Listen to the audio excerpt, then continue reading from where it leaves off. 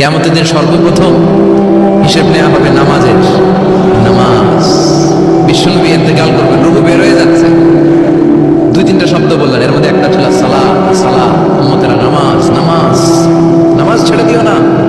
কিয়ামতের দিন সর্বপ্রথম হিসেব নেওয়া হবে নামাজের। নামাজ, বিশ্বনবী ইন্তেকাল করবেন, রূহ বের হয়ে যাচ্ছে, দুই তিনটা শব্দ বললেন, এর মধ্যে একটা ছিল সালাত। সালাত, উম্মতেরা নামাজ, নামাজ, নামাজ ছেড়ে দিও না। কিয়ামতের দিন সর্বপ্রথম হিসেব নেওয়া হবে নামাজের।